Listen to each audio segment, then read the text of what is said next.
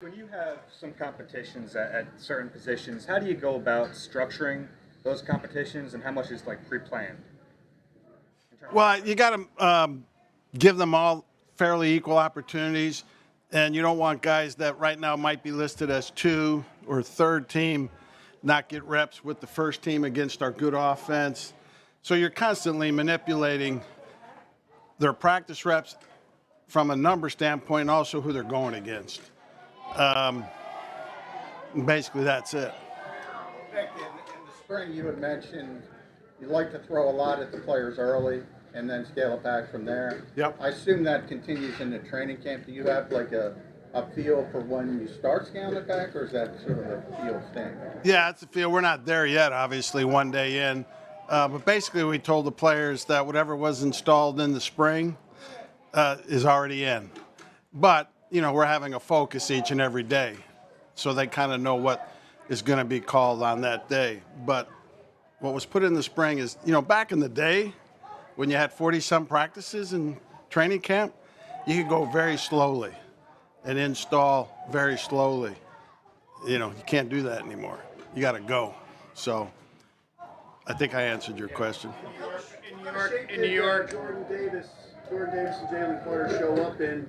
Are they ready for maybe an increased workload maybe compared to the rotations of the last couple of years? Yeah, I don't have a reference to compare it to, not being here before. But I do think, based on yesterday's practice, which yesterday was the first time the 2024 Eagles had any team reps, so really the first time they've done anything outside of individual drill, I thought they looked good.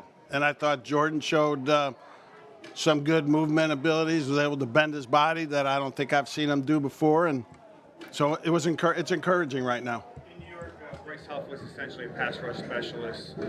You guys have him starting here. Why do you think he'll be able to be a guy that can play on base downs? Well, I think everybody thought he could. And knowing that the floor was just rush downs.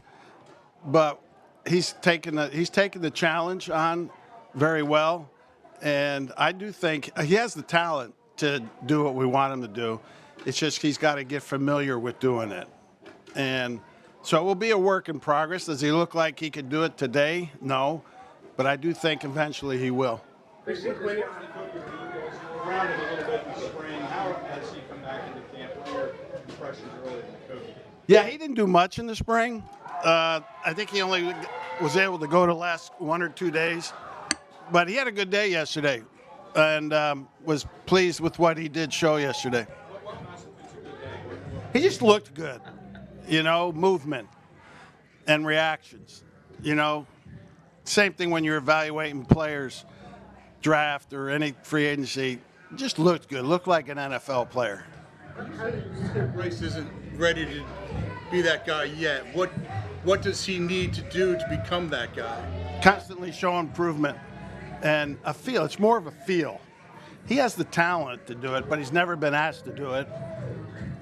I don't think in college, and nor with the Jets. So it's new, and he's got to become more proficient at it. Vic, how does he early on get a couple of reps in the slot? I guess how have you seen him adjust to that different position? Good. He's a talented guy. He's smart. Has good football feel. All of that really is more than I thought he had just from watching the college tape. So that's been a plus. And I think he's a guy that we can move around anywhere in the coverage part. How could you tell that he was, maybe able to move inside? We just tried it. We just put him in there and tried it, and he looked fine. That cornerback battle, what are you looking for?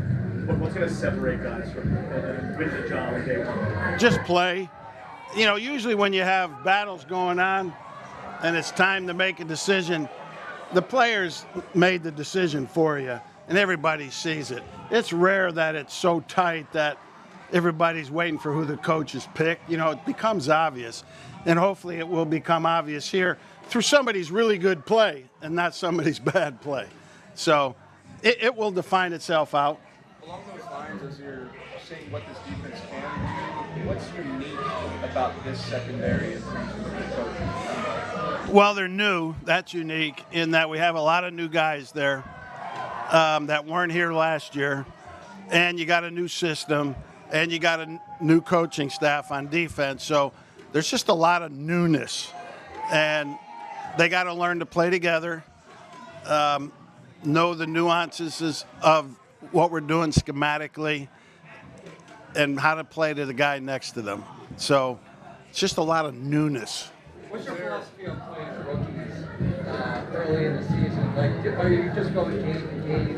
Who gives us the best chance of winning that game? Or do you try to get guys involved so that they're, more prepared and ready to go? Like, towards the end?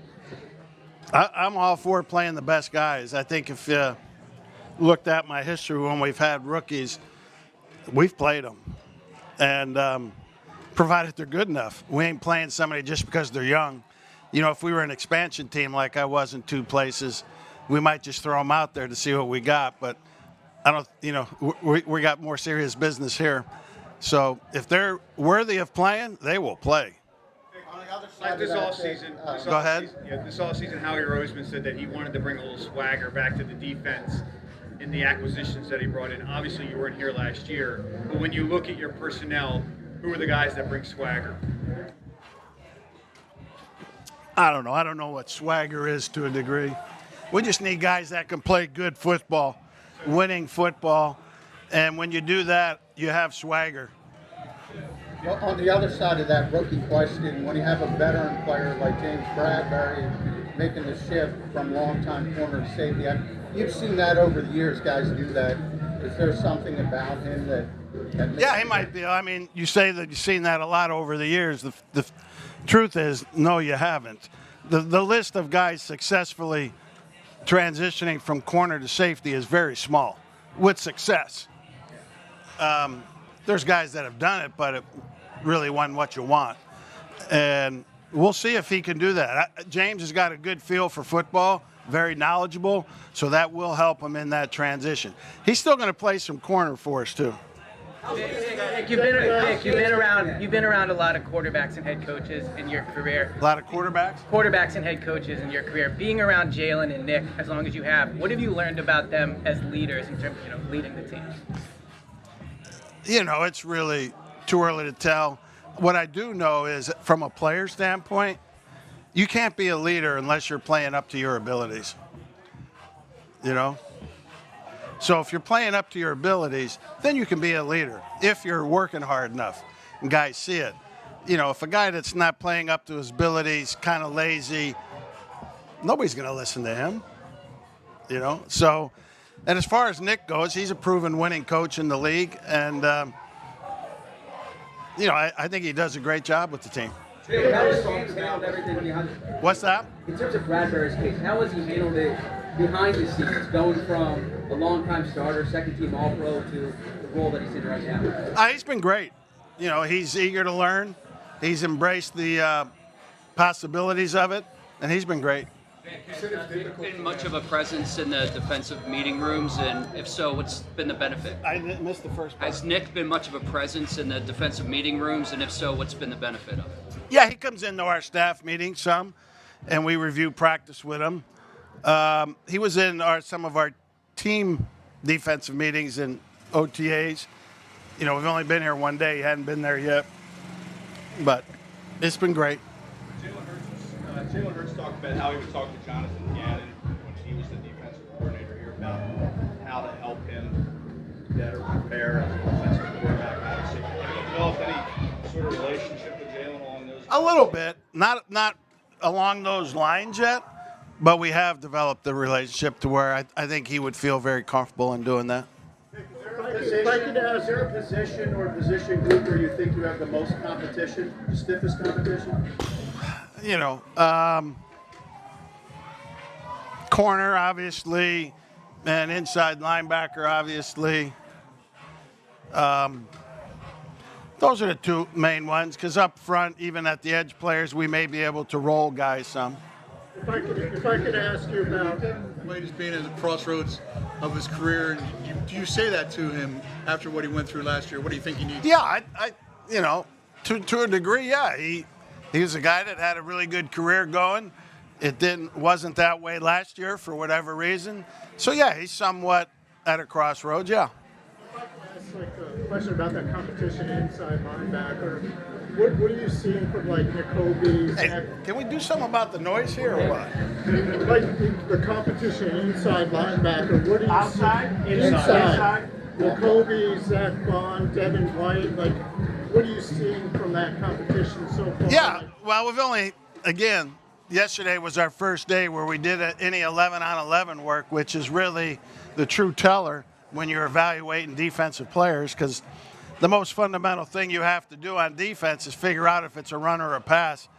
And, you know, everything was a pass in the spring. So yesterday was one day of that. But I like Zach. You know, he's a guy that's played very little inside linebacker in his career. We think he can do it. Obviously, Devin's had a career where he has done it. Nakobe, you know, has shown that he can do it in college. Really hadn't had the opportunity to do it here because his first year he's behind two good players, and last year he was injured. Same thing with Trotter, Ben, Orn. You know, they're all in the mix, really. How have you embraced analytics?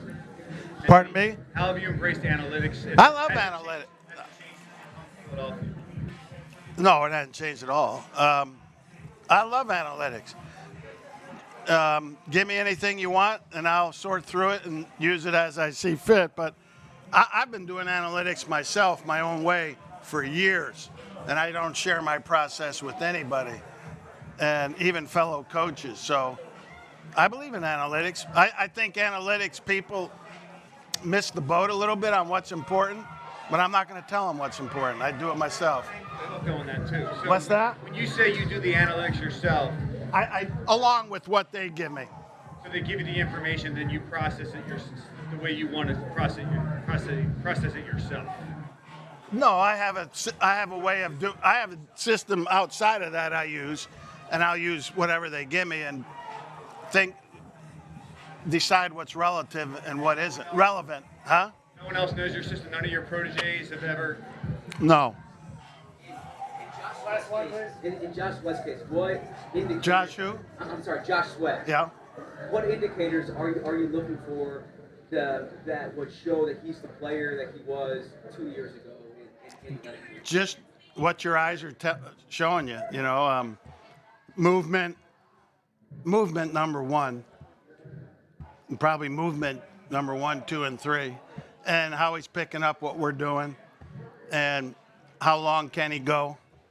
You know, his conditioning. But it will be easy to tell because you know what the guy was doing, and can he still do it? Thanks.